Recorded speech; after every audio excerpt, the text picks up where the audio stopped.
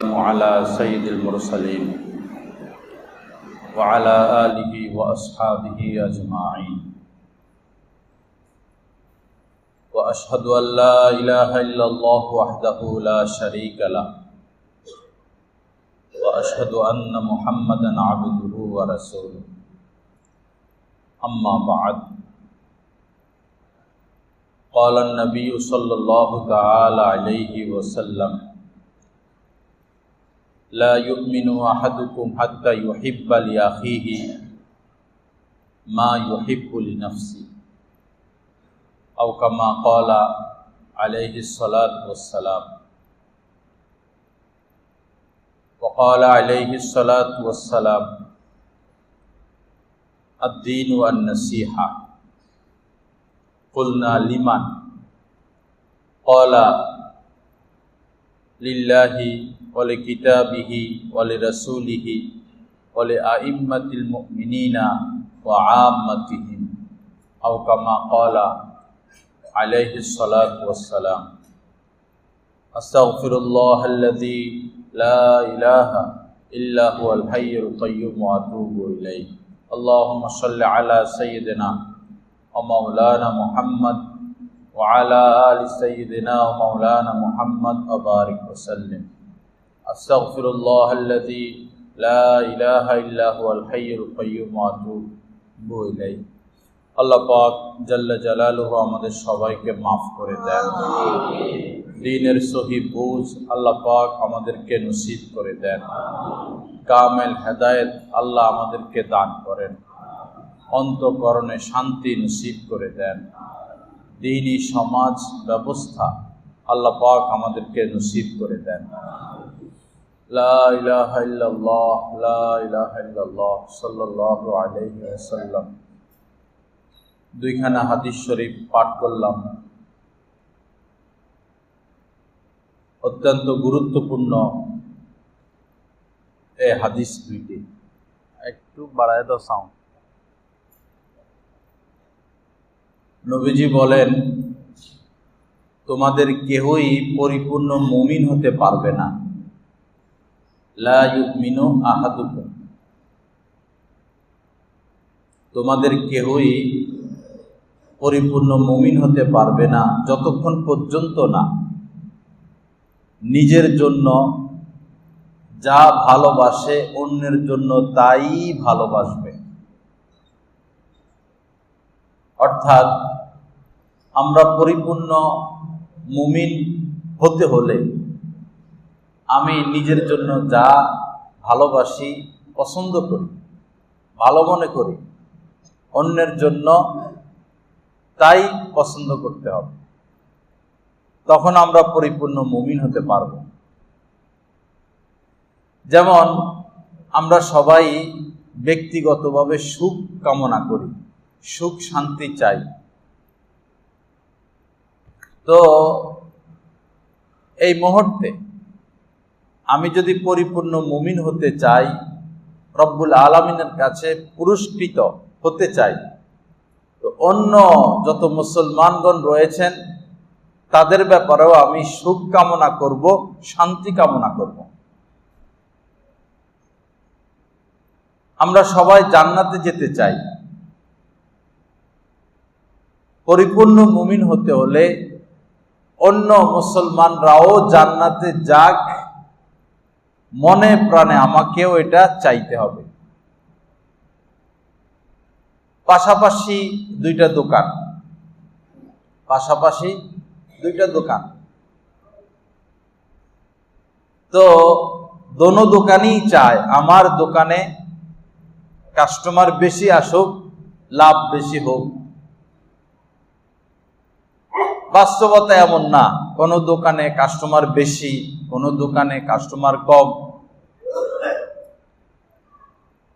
এখন যার দোকানে কাস্টমার বেশি আসে, তিনি যদি পরিপূর্ণ মুমিন হতে চায়, তাকে মনে প্রাণে এই কামনা করতে হবে, আমার দোকানে যেভাবে কাস্টমার বেশি আসুক আমি চাই, আল্লাহ যত দোকান এই বাজারে রয়েছে সবাইকে এরকম ভালো ভালো কাস্টমার দাও, ভালো ব্যবসা বাণিজ্য দাও।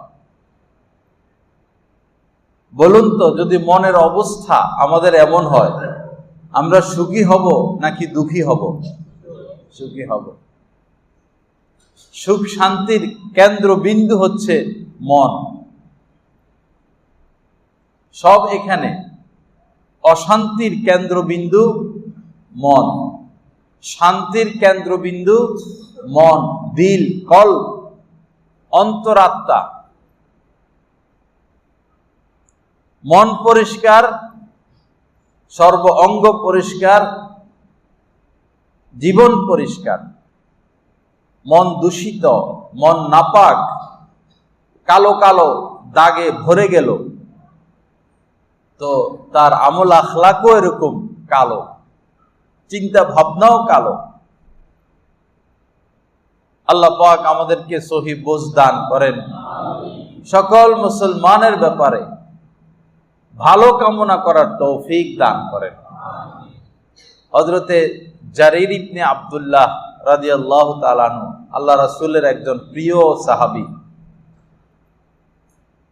তিনি নবীজির হাতে বায়াত হয়েছিলেন।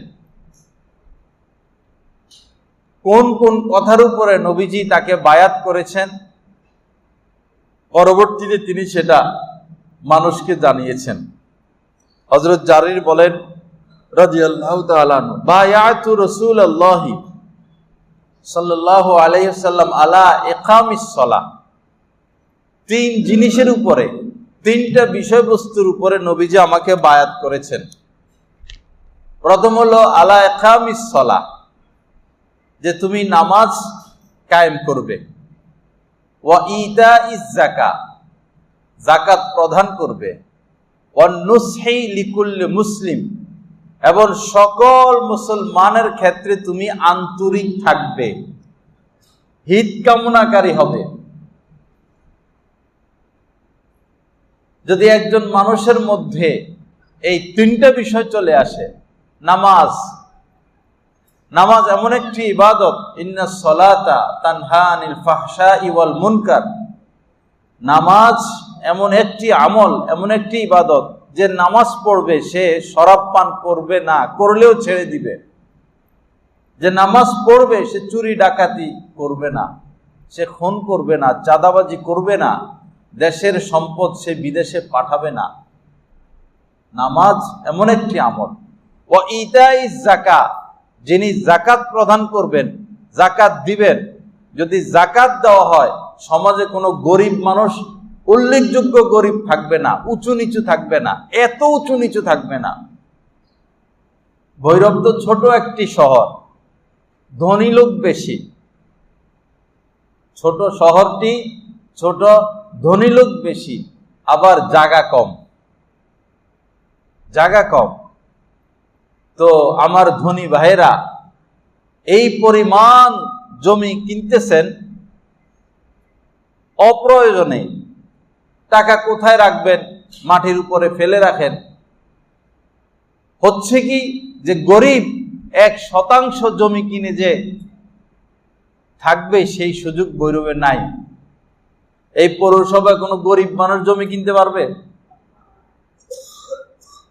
জমি কিনছেন কারা, জমি বিক্রি করতেছেন কারা? সব কোটিপতি, সব শত শত কোটি টাকার মালিক, যাদের আর সম্পদের প্রয়োজন নাই, অতিরিক্ত হয়ে গেছে। কোনো জিনিসই অতিরিক্ত ঠিক না। আল্লাহ সহি বুঝ দান করেন।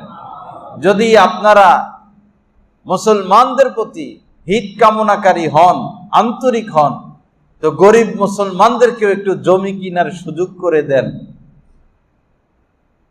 একটু সহযোগিতা করুন। আপনাদের তো যথেষ্ট পরিমাণ হয়ে গেছে।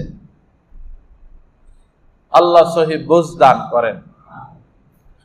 তো বলতেছিলাম যে পরিপূর্ণ মুমিন হতে হলে আমি আমার জন্য যা ভালো কামনা করব, অন্য মুসলমানদের জন্য তাই ভালো কামনা করতে হবে, তখন আমি পরিপূর্ণ মুসলমান।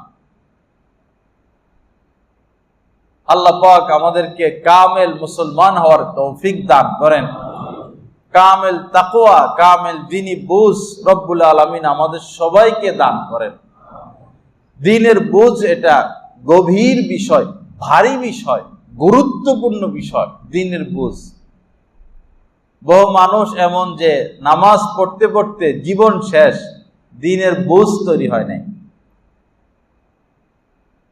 বহু মানুষ এমন দাওরা হাদিস পড়ছেন, দাওরা হাদিসের কিতাবও পড়াচ্ছেন, খতিব সাহেব, হাজি সাহেব, সভাপতি সাহেব, মেয়র সাহেব, দ্বীনের বুঝ নাই, দ্বীনের বুঝ নাই।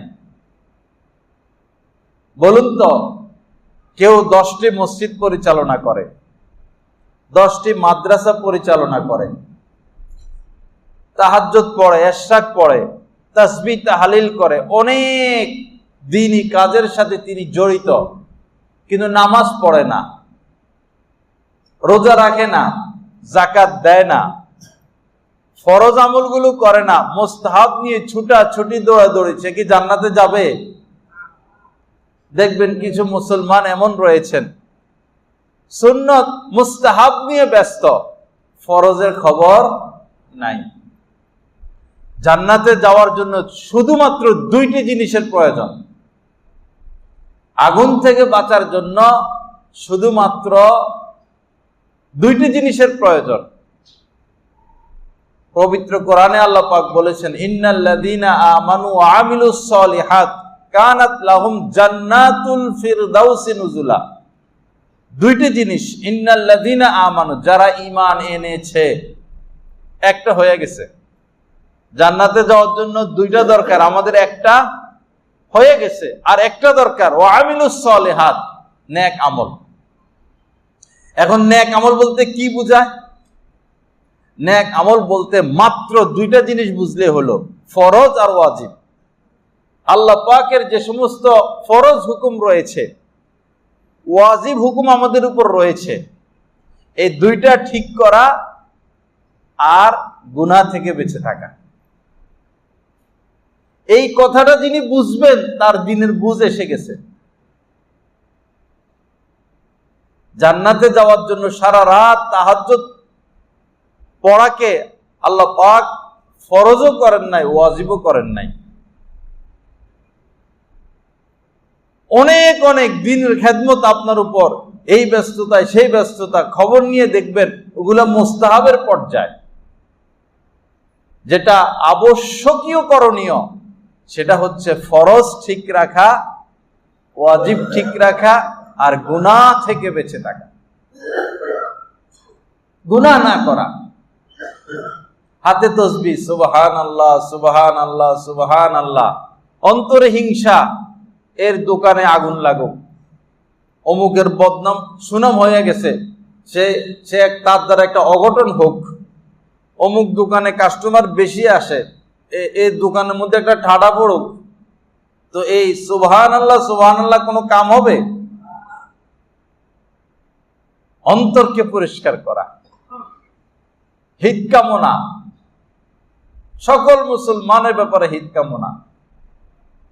যিনি আপনার দুশমন, আপনাকে আপনার ক্ষতি করার জন্য অগ্রসর, ক্ষতি করেও আপনি তার ব্যাপারেও হিত কামনাকারী হবেন। কিভাবে? আল্লাহ তার ক্ষতির থেকেও আমাকে বাঁচান, আর তাকে হেদায়েত দিয়ে দেন, তখন আপনি পরিপূর্ণ মুমিন। আল্লাহ আমাদেরকে তৌফিক দান করেন। দেখুন, দ্বীনের বুঝ বিষয়টা বুঝাতে গিয়ে আমি এই ঘটনাটা বলি।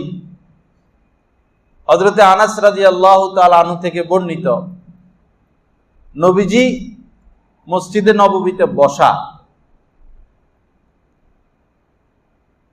তো নবীজি হঠাৎ করে বললেন, এখন এমন একজন ব্যক্তি আসবেন, এখন এমন একজন ব্যক্তি আসবেন যিনি জান্নাতি মানুষ। সুবহানাল্লাহ। রাসূল যদি কাউকে জান্নাতি বলে ঘোষণা দেন, তার কি জাহান্নামে যাওয়ার কোনো সম্ভাবনা আছে? রাসূল ঘোষণা দিচ্ছেন, এখন যিনি আসবেন তিনি জান্নাতি মানুষ। পরে হযরতে সাদ ইবনে ওয়াক্কাস রাদিয়াল্লাহু তাআলা আনহু আসলেন। মজলিস শেষ হলো, সবাই চলে গেল। পরের দিন আবার মজলিস বসলো। সাহাবায়ে কেরাম আসতেই থাকতেন আল্লাহ রাসূলের নিকট, আসতেই থাকতেন। কিন্তু আমরা হতভাগারা কোনো নায়েবে রাসূলের কাছে যাই না। এই পার্থক্য। এখন তো আর রাসূল পাবো না যাওয়ার জন্য, এখন নায়েবে রাসূলের কাছে যেতে হবে। পরের দিনও মজলিস শুরু হলো। নবীজি বললেন, এখন এমন একজন ব্যক্তি আসবেন যিনি জান্নাতি মানুষ। দেখা গেল হযরত সাদ ইবনে ওয়াক্কাস রাদিয়াল্লাহু তাআলা আনহু আসলেন। তৃতীয় দিন আবার নবীজি বললেন, এখন এমন একজন ব্যক্তি আসবেন যিনি অবশ্যই জান্নাতে যাবেন, জান্নাতি মানুষ। দেখা গেল তৃতীয় দিনও হযরত সাদ ইবনে ওয়াক্কাস রাদিয়াল্লাহু তাআলা আনহু মজলিসে আসলেন। সুবহানাল্লাহ। ওই মজলিসে অনেক সাহাবী ছিলেন। তার মধ্যে একজনের নাম হচ্ছে হযরত আব্দুল্লাহ ইবনে আমর ইবনে আস রাদিয়াল্লাহু তাআলা আনহু।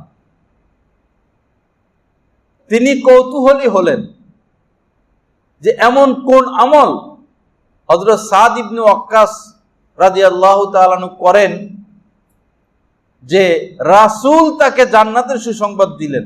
আমাকে সে আমল জানতে হবে, শিখতে হবে এবং আমি সে আমল করব।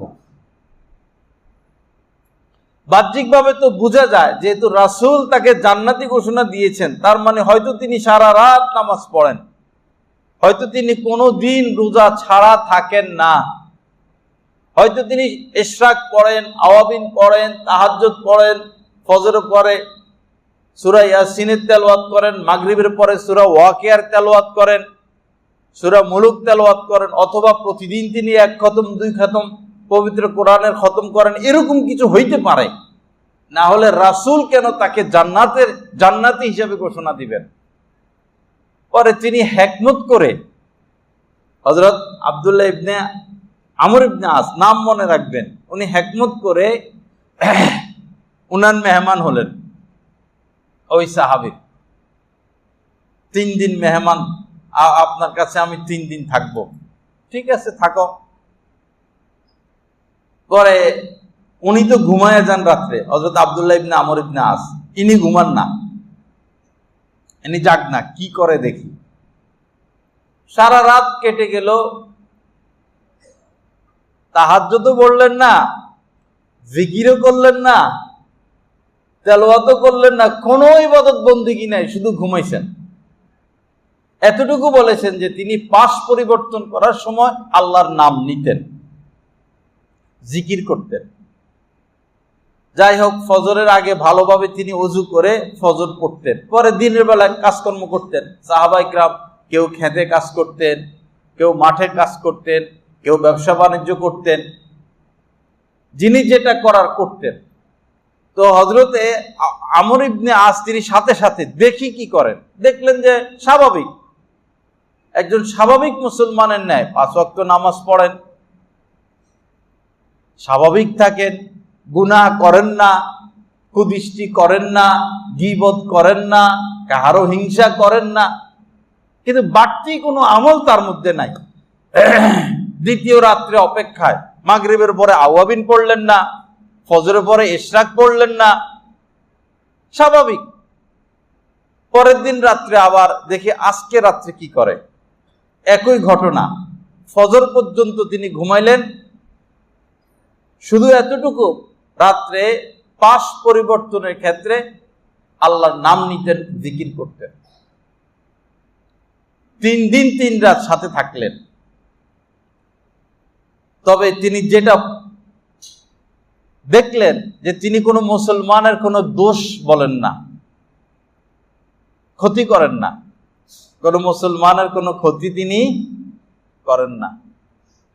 3 দিন পরে তিনি বললেন যে বিষয়টা আপনার কাছে যে আমি এসে 3 দিন থাকলাম, ব্যাপারটা এমন, পরপর 3 দিন নবীজি আপনাকে জান্নাতি হিসাবে ঘোষণা করেছেন। আমার জানার ইচ্ছা হলো আপনি এমন কি আমল করেন যে রাসূল আপনাকে জান্নাতি বলে ঘোষণা দিলেন, কিন্তু 3 দিন 3 রাত তো আপনার সাথে ছিলাম, আপনার মধ্যে তো কোনো আমল দেখলাম না। সুবহানাল্লাহ।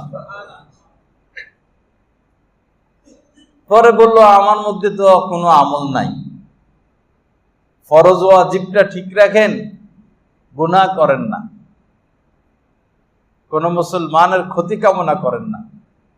তো হযরতে সাদ ইবনে আবি ওয়াক্কাস বললেন আমার মধ্যে তো কোনো আমল নাই, তবে আমি কোনো মুসলমানের কোনো ক্ষতি করি না, কোনো মুসলমানের কোনো ক্ষতি আমি করি না।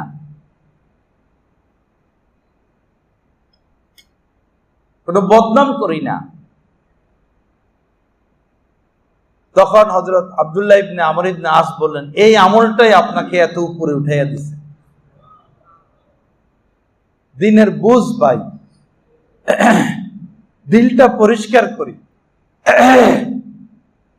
আমরা এই দেশের মানুষ, এই সমাজের মানুষ, কেন আমরা মারামারি করতে যাব, কেন ঝগড়া করতে যাব, কেন থানায় এত মামলা হবে আমাদের নামে, কেন এক ভাই আরেক ভাইয়ের নামে মিথ্যা অপবাদ দিব?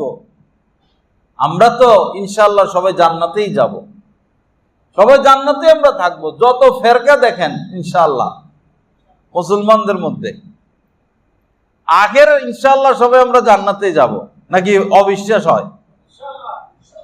যারা তবলিগের লোক ইনশাআল্লাহ তারা জান্নাতে যাবে, যারা আলিয়ার লোক, যারা কওমির লোক, যারা চরমনাইয়ের লোক, যারা বিএনপি, যারা আওয়ামী লীগ, যারা জাতীয় পার্টি, যারা ওহাবি সুন্নি, যা যা আছে, আল্লাহর কসম যদি তওবা নসিব হয় সরাসরি সবাই জান্নাতে চলে যাবে সবাই। কেন আমরা এক মুসলমান আর এক মুসলমানের পিছনে লেগে থাকি? যাবো তো এক জায়গায়, থাকবো তো এক জায়গায়। আর যদি তওবা নসিব না হয়, পাপ করা অবস্থায় মুসলমানগণ মারা যায়, তো কিছুদিন তাকে জাহান্নামে যেতে হবে, কিছুদিন তাকে জাহান্নামে যেতে হবে, থাকতে হবে। জাহান্নামে গিয়ে থাকলেও মুসলমানদের জন্য সুযোগ সুবিধা আছে জাহান্নামে, বলেন আলহামদুলিল্লাহ। সাধারণ একজন লোক জেলে গেল, 10 বছর তাকে জেলে থাকতে হবে। আবার মন্ত্রী সাহেবও জেলে গেলেন, এখন অনেক মন্ত্রী জেলে আছেন না, কিন্তু এদেরকে এসি দিচ্ছে সরকার, কারণ তারা এসিতে থাকতে অভ্যস্ত। সাধারণ কেউ জেলে গেল, সে স্বাভাবিক জেলখানার নিয়মে চলবে, কিন্তু একজন মন্ত্রী জেলে গেলেন, প্রধানমন্ত্রীর কোনো আত্মীয় জেলে গেলেন, কোন সচিব জেলে গেলেন, সেনাবাহিনীর বিশেষ লোক জেলে গেলেন, তাদের ছাড় আছে কিনা? ছাড় আছে, সুযোগ সুবিধা আছে, কারণ তারা সরকারি লোক। অনুরূপভাবে আমরা আল্লাহর লোক। আমরা কার লোক? আর আল্লাহর লোক। আমাদের মধ্যে যদি কেউ জাহান্নামে যায়, বিশেষ ছাড় আছে। বিশেষ কি আছে? ছাড় আছে। নবীজি বলেছেন আমাতাহুল্লাহু ইমাতাতান, মুসলমানরা জাহান্নামে গেলেও আল্লাহ পাক তাদেরকে এক ধরনের মৃত্যু দিয়ে রাখবেন, এক ধরনের মৃত্যু দিয়ে রাখবেন, তারা আযাব টের পাবে না। থাকবে জাহান্নামে, কিন্তু আযাব তারা টের পাবে না। কত বড় বড় অপারেশন করে, পুরা ওপেন হার্ট সার্জারি, কাটে ফেলে না, টের পায়। চোখ বাইর করে ফেলে, নাক কাটে, টনসিল কাটে, কিডনি অপারেশন করে, টের পায়, একটা ইনজেকশন দেয়। আল্লাহ এমন কোন সিস্টেম করে দিবেন, মুসলমানরা জাহান্নামে গিয়া শাস্তি ভোগ করবে না, বলেন আলহামদুলিল্লাহ। তো কেন আমরা মারামারি, কাটাকাটি, হানাহানি, মামলা, মোকদ্দমা কেন? দুনিয়া দরকার কি আমাদের? ওয়াল আকিবাতু লিল মুত্তাকিন, রব্বুল আলামিন বলেন মুত্তাকিদের জন্য তো শেষ পরিণাম, শেষ যেই আসল যেই ফজিলত মর্যাদা, এটা তো মুত্তাকিদের জন্য। আমরা তো জান্নাতের অপেক্ষায় থাকবো, জান্নাতের হুর, জান্নাতের গিলমান, জান্নাতের নাজ নিয়ামত। দুনিয়া নাপাক জায়গা, কষ্টের জায়গা, পেরেশানির জায়গা, বিপদের জায়গা, মুসিবতের জায়গা। এখানে সুখ তালাশ করেও কেউ পরিপূর্ণ সুখী হতে পারবে না। এখানে বিপদ একটা গেলে আরেকটা আসবে, এখানে মুসিবত একটা গেলে আরেকটা আসবে। আল্লাহ পাক বুঝাচ্ছেন যে এটা থাকার জায়গা না। এখানে আপনি চোখের অপারেশন করলেন, পরে এখন আরেক অপারেশন সামনে, আরেকটা করলেন, ফের আরেকটা অপারেশন, এক রোগের চিকিৎসা করলেন, ফের আরেকটা রোগ, আরেকটা রোগের চিকিৎসা করলেন, ফের আরেকটা রোগ সামনে চলে আসবে। কারণ এটা অশান্তির জায়গা। এখানে থাকতে আসি নাই, থাকার নিয়ত না করি, নিয়ত করলেও লাভ হবে না। হযরতে আবু যর গিফারি রাদিয়াল্লাহু তাআলা আনহু অনেক বুজুর্গ এক সাহাবী, দুনিয়া পছন্দ করতেন না, জাক জমক টাকা পয়সা। যাই হোক, আল্লাহ রাসূল দুনিয়া থেকে বিদায় নিলেন। আস্তে আস্তে মানুষের মধ্যে দুনিয়া আসতেছে, পরে উনার সাথে সমাজের মানুষের সাথে মিলে না। পরে হযরত ওমর ফারুক রাদিয়াল্লাহু তাআলা আনহুর জামানায় তিনি বললেন যে আপনি শহরে বসবাস না করলে ভালো। পরে তিনি মরুভূমিতে চলে গেছেন, সেখানে জীবন কাটিয়ে দিয়েছেন। যা হোক, পরে এক লোক হযরত আবু যর গিফারি রাদিয়াল্লাহু তাআলা আনহুর ঘরে গেলেন, গিয়ে দেখেন যে ঘরে কিছু নাই, যেমন চেয়ার নাই, টেবিল নাই, সোফা নাই, আলমারি নাই, শোকেস নাই, কিছুই নাই। এই একটা দুইটা বাটি, খাবার প্লেট, গ্লাস, এইরকম, আর কিছুই ঘরে নাই। পরে এই লোক খুব হতবাক হলো যে একজন মানুষ থাকেন কিভাবে আসবাবপত্র ছাড়া। পরে এই লোক বললেন যে হযরত, তো ঘরে তো কোনো আসবাবপত্র নাই, থাকেন কিভাবে? হযরতে আবু যর গিফারি রাদিয়াল্লাহু তাআলা আনহু বললেন, আমার আরেকটা ঘর আছে, স্থায়ী ঘর, আমার আরেকটা স্থায়ী ঘর আছে, আমার যত আসবাবপত্র সব সেখানে রাখি। সুবহানাল্লাহ। আমরা রাখি কোথায়? ব্যাংকে। আর জমি কিনা ফালায় রাখো, অমুকে ব্যবসা করে এখানে একটা শেয়ার হও, অমুকে ব্যবসা করে এখানে একটা শেয়ার হও। আমরা আমাদের সম্পদ সবই মাটির উপরেই রাখি। মাটিও একদিন শেষ হবে, সম্পদও শেষ হবে। আমি চলে যাব খালি হাতে, একদম খালি হাতে। 2-4 দিন পর ছেলে মেয়ে আর সময় পাবে না খবর নেওয়ার, এত ব্যস্ত হয়ে যাবে ছেলে মেয়েরা। আমরাই ব্যস্ত করে রেখে যাচ্ছি, এত সম্পদ রেখে যাচ্ছি, এত ব্যস্ত হবে তারা, পিতার কবরে যাওয়ার সুযোগ তারা পাবে না। পরে ওই লোক বলল, ঠিক আছে, আপনার একটা স্থায়ী ঘর আছে, সে স্থায়ী ঘরে আপনি সব জিনিসপত্র রাখেন, ভালো কথা। তা আপনি দুনিয়াতে কিছুদিন থাকবেন তো? দুনিয়াতে তো কিছুদিন থাকবেন, দুনিয়ার জন্য কিছু হলেও রাখেন আসবাবপত্র। হযরত আবু যর গিফারি রাদিয়াল্লাহু তাআলা আনহু বললেন, দুনিয়ার এই ঘরে আমি থাকতে চাইলেও আল্লাহ পাক আমাকে থাকতে দিবেন না, যে কোনো মুহূর্তে আমাকে নিয়ে যাবেন। এই হচ্ছে সাহাবায়ে কেরামের জিন্দেগি। আমরা কোন পথে? আল্লাহ আমাদেরকে সহি বুঝ দান করেন, দ্বীনের বুঝ দান করেন। তো বলতেছিলাম শুরু থেকে, লা ইউমিনু আহাদুকুম হাত্তা ইউহিব্বা লি আখিহি মা ইউহিব্বু লি নাফসিহি। নবীজি বলেন যে কামেল মুমিন হতে পারবে না। কামেল মুমিন হতে হলে নিজের জন্য যা পছন্দ করব, নিজের জন্য যা ভালোবাসবো, অন্য মুসলমানের জন্য তাই ভালোবাসতে হবে। তখন আমরা কামেল মুমিন, পরিপূর্ণ মুমিন। এজন্য দিলটাকে পরিষ্কার করি, দিলটাকে পরিষ্কার করি। লা তাবাগাজু, নবীজি বলেছেন যে পরস্পর ঝগড়া, ফাসাদ, কলহ এগুলো করো না। একজনের প্রতি আরেকজনের অন্তরে বিদ্বেষ রেখো না। লা তাবাগাজু ওয়ালা তাহাসাদু, পরস্পর হিংসায় জড়িয়ে পড়ো না, বিদ্বেষ রেখো না, বিশেষভাবে আলেম ওলামাদের প্রতি, দিনদারদের প্রতি। আলেম ওলামা, মসজিদের ইমাম, যদি তারা, আল্লাহ পাক তাদেরকে সম্মান দিয়েছেন, তাদের প্রতি বিদ্বেষ না রাখা, মহব্বত রাখা, তাদের দোষগুলো গোপন রাখা। মান সাতারা মুসলিমান সাতারাল্লাহু ইয়াউমাল কিয়ামা, আপনি যদি কোনো মুসলমানের দোষ গোপন রাখেন, কিয়ামতের দিন আল্লাহ আপনার দোষ গোপন রাখবেন। এটা হচ্ছে সাধারণ মুসলমানের দোষ গোপন রাখার ক্ষেত্রে। আপনি যদি কোনো আলেমে দ্বীনের দোষ গোপন রাখেন, তাহলে আল্লাহ পাক শুধু যে দোষ গোপন রাখবেন এমন না, আল্লাহ আপনাকে এই কারণে পুরস্কৃত করবেন, পুরস্কার দিবেন। লা তাবাগাজু ওয়ালা তাহাসাদু ওয়ালা তাদাবারু, একজন আরেকজনের পিছনে লেগে থেকো না। আল্লাহ আমাদের কাউকে ওসিও বানাইয়া পাঠান নাই, গোয়েন্দা বিভাগের প্রধান বানাইয়াও পাঠান নাই। আমরা কেউ দারোগাও না, আমরা মুমিন মুসলমান। গোয়েন্দা বিভাগের কাজ, ওসি সাহেবের কাজ কে কি করে অপরাধ যাচাই বাছাই করা, আমার আপনার দরকার কি? আশপাশের এক মসজিদের ইমাম সাহেবকে বিদায় দিছেন কমিটির লোকেরা। দোষ কি? দোষ হলো উনি একদিন অজু ছাড়া আজান দিছেন।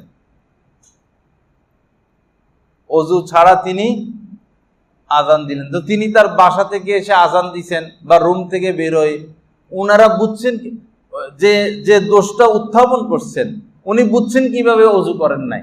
আর অজু ছাড়া আজান দিলে অসুবিধা কি? আজান তো হচ্ছে। তাহলে কি পরিমাণ তার পিছনে লাগা ছিল যে তিনি ওই লোক অনুভব করছেন যে ইমাম সাহেব ওযু করেন নাই, কি পরিমাণ পিছনে লাগা ছিল। কিছু মানুষ আছেই এরকম, আলেম ওলামাদের পিছনে লেগে থাকবে। আলেমরা একটু ভালো খাক, ভালো পোশাক পরুক, ভালো পরিবেশে থাকুক, আলেমদের একটু সুনাম হোক। কিছু আল্লাহর বান্দা এমন আছেন তারা সহ্য করতে পারেন না। কেন ভাই? আলেমরা আপনাদের কি ক্ষতি করতেছে? আলেমরা হয়তো এতটুকু বলে যে সুদ খাবেন না, মিথ্যা বলবেন না,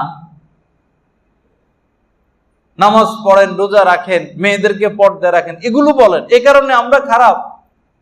আমরা তো ভাই দেশের টাকা বিদেশে পাঠাই না, আমরা তো দেশের কোনো ক্ষতি করি না, চাঁদাবাজি করি না, সন্ত্রাসী করি না, ডাকাতি করি না, ট্যাক্স মারি না, গ্যাস বিল ফাঁকি দেই না, কারেন্ট বিল ফাঁকি দেই না। আমরা তো রাষ্ট্রীয় অকল্যাণকর কোনো কাজে জড়িত না। তা আমাদের ব্যাপারে কেন আপনাদের অন্তরে এত কষ্ট? কেন আমাদের খারাপ কামনা করেন? হযরত নূহ আলাইহিস সালাতু ওয়াস সালাম ৯৫০ বছর দাওয়াত দিয়েছেন। উনি বলতেন যে আনা নাসিহুন আমিনুন আনসাহু লাকুম।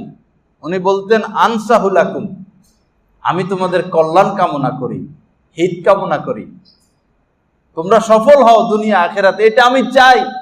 কিন্তু তারা মারতো পাথর। তারা মারতো কি? পাথর। ৯০০ বছর এভাবে পাথর মারছে। আর কত পরে সব শেষ হয়ে গেল। হযরত হুদ আলাইহিস সালামের কথা আল্লাহ পাক পবিত্র কোরআনের মধ্যে এনেছেন। তিনি বলতেন ওয়া আনা লাকুম নাসিহুন আমিনুন, আমি তো তোমাদের হিত কামনা করি, কল্যাণ কামনা করি। কিন্তু উম্মত গ্রহণ করতে পারে নাই, ফলে উম্মতি ধ্বংস হলো, নবীর কিছু হয় নাই। আমাদের নবীজির নিকট যখন আয়াত নাজিল হলো ওয়া আনজির আশিরাতাকাল আকরাবিন, আপনি আপনার নিকটতম আত্মীয়দেরকে আল্লাহর ভয় দেখান, জাহান্নামের আযাবের ভয় দেখান। তো তিনি সবাইকে ডাকছেন, কুরাইশদেরকে ডাকছেন বিশেষভাবে, অন্য যে সমস্ত গোত্র সবাইকে ডাকছেন। মক্কা শরীফের যেখানে নবীজির বাড়ির এখানে সরকারি একটা ভবন আছে, এখানে একটা পাহাড় আছে, এখানে সম্ভবত এখানে সবাই জমা হয়েছেন। পরে নবীজি বলছেন তোমরা তোমাদেরকে জাহান্নামের আগুন থেকে বাঁচাও।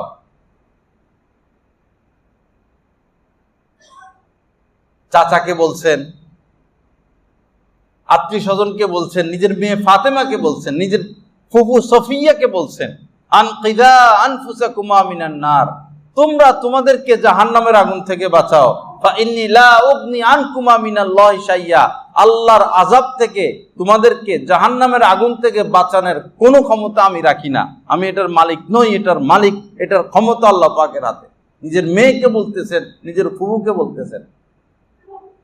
তো নবীজি তো আন্তরিক ছিলেন, হিত কামনাকারী ছিলেন মক্কাবাসীর উপরে। মক্কাবাসী নবীজিকে মক্কায় থাকতে দিল না।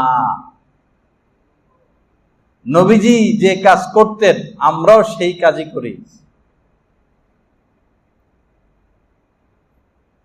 ইতিহাসের মধ্যে আমরা পাই যারা বিশেষ আউলিয়া ইকরাম, দরদি আলেমী দ্বীন, তাদেরকে তাদের সমাজ গ্রহণ করে নাই, সমাজে থাকতে দেয় নাই। কারণ সবাই অপরাধী লিপ্ত, উনি ডাকতেছেন, বাধা দিচ্ছেন, অপরাধ করবেন না, অপরাধ করবেন না, অপরাধ করবেন না। সবাই সুদের সাথে লিপ্ত, তিনি বাধা দিচ্ছেন, সুদ খাবেন না, সুদ খাবেন না। এখন তিনি দুশমন, তিনি দুশমন না, তিনি তো দেখতেছেন আল্লাহর আযাব চলে আসছে কাছাকাছি, আল্লাহর আযাব, আল্লাহর গজব মাথার উপরে তিনি দেখতেছেন, এজন্য তিনি বাঁচাচ্ছেন। মানুষ তো আর সেটা দেখে না, অনুধাবন করে না। এজন্য মানুষ ফুল দেওয়ার পরিবর্তে ঢিল দেয়, ঘৃণা করে। যারা ভালোবাসবে হক্কানি আলেম ওলামাদেরকে, তারা পুরস্কৃত হবে। যারা ক্ষতি করবে, অন্তরে বিদ্বেষ রাখবে, তারা শাস্তির সম্মুখীন হয়ে যাবে। বাকি কিছু কিছু বিশেষ ব্যক্তি এমন আছেন, ধনী মানুষ, তারা ওই সমস্ত আলেমদেরকে পছন্দ করে যারা তাদের তোষামোদি করতে পারে। তোষামোদি, জি জি জি জি, সভাপতি সাহেব, হাজি সাহেব, হাজি সাহেব, সেক্রেটারি সাহেব, জি জি জি জি জি জি, দাঁড়াইয়া যায়। মনে রাখবেন, একজন আল্লাহর ওলি, একজন হক্কানি আলেমে দ্বীন কোন বাপের বেটা তোষামোদি করবে না। একজন আলেম যদি আলেম হয়ে আওয়ামের তোষামোদি করে, সে এলেমকে শেষ করে দিল, সে এলেমকে অপমানিত করলো, আল্লাহর দ্বীনকে সে অপমানিত করলো। সে আল্লাহর বন্ধু নয়, সে আল্লাহর দুশমন। আলেমের সম্মান সবার উপরে।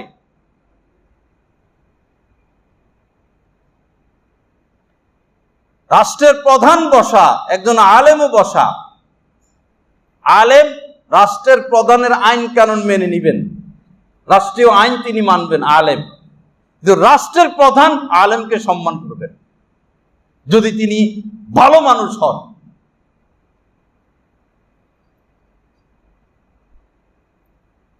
আল্লাহ আমাদেরকে সহি বুঝ দান করেন। আল্লাহ পাক আমাদেরকে সকল মুসলমানদের প্রতি হিত কামনাকারী হওয়ার তৌফিক দান করেন। তো হিতাকাঙ্ক্ষী হওয়া, দ্বীন ওয়ান নসিহা, বুখারী শরীফের হাদিস। দ্বীন কি জিনিস নবীজি সংক্ষেপে বলেছেন, সকল মুসলমানের প্রতি আন্তরিক হওয়ার নাম দ্বীন। আন্তরিক, কুলনা লিমান, সাহাবায়ে কেরাম বললেন যে আমরা কার কার প্রতি আন্তরিক হব, হিত কামনাকারী হব? নবীজি বলেছেন লিল্লাহি, আল্লাহর ব্যাপারে, আল্লাহর দ্বীনের ব্যাপারে, লিকিতাবিহি, আল্লাহর কিতাবের ব্যাপারে, ওয়ালি রাসূলিহি, আল্লাহর রাসূলের ব্যাপারে, ওয়ালি আইম্মাতিল মুসলিমিনা, মুসলমানদের যারা প্রধান রাজা বাদশাহ। অনেক বর্ণনা আছেন, সারা বিশ্বে মুসলমানদের যারা রাজা বাদশাহ, তাদের প্রকাশ্যে বিরোধিতা না করা, তাদের জন্য দোয়া করা।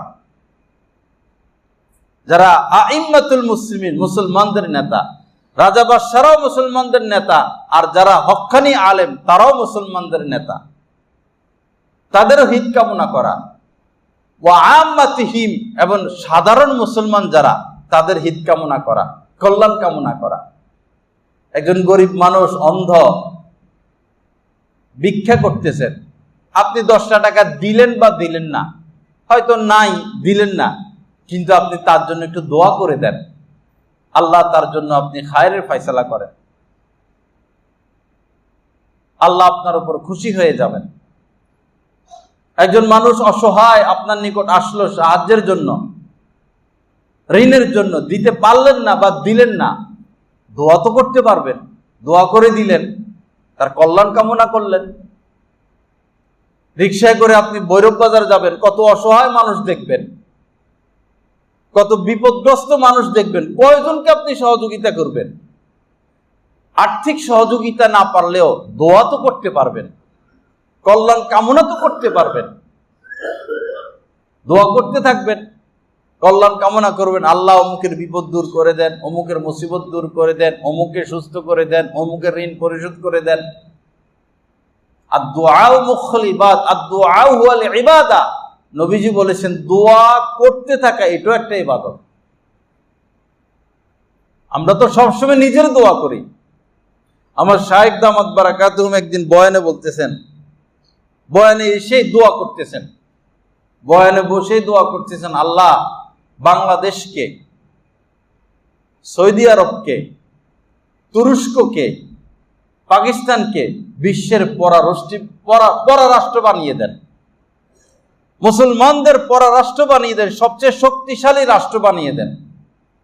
পরে হযরত বললেন যে আমি যে দোয়া করলাম এটা আমার প্রতিদিনের দোয়া এবং আমার 5 ওয়াক্ত নামাজের পরের দোয়া। সুবহানাল্লাহ। আমরা কি দোয়া করি আর আল্লাহ ওয়ালারা কি দোয়া করেন। আমি আমার শায়েখকে দেখেছি যখনই হাত উঠান, আল্লাহ আমাদের দেশের খনিজ সম্পদের মধ্যে বরকত দেন, এবং এই দোয়া তিনি করেন, আল্লাহ আমাদের দেশে স্বর্ণের খনি আপনি দান করেন, তেলের খনির মধ্যে বরকত দেন, শিল্প কলকারখানার মধ্যে বরকত দেন। বলুন তো, রাষ্ট্রের প্রতি যারা রাষ্ট্র চালায়, যারা বিরোধী দল, যারা ক্ষমতা যাইতে চায়, তারা কি এরকম দোয়া করে? এই আন্তরিকতা কি তাদের আছে? আমরা সাধারণ মুসলমান, আমরা আমাদের দেশের জন্য দোয়া করব। দেশ ভালো থাকবে, আমরা ভালো থাকব। দেশের ক্ষতি হবে, আমাদের ক্ষতি হয়ে যাবে। দেশের ক্ষতি মেনে নেওয়া যায় না। দেশের ক্ষতি বেশিরভাগ হচ্ছে দেশের সম্পদ বিদেশে যাওয়ার মাধ্যমে। যেই পরিমাণ সম্পদ বিদেশে চলে গিয়েছে, যাচ্ছে, একটা দেশ কিনা সম্ভব, ছোটখাটো মালদ্বীপের মতো রাষ্ট্র কিনা সম্ভব।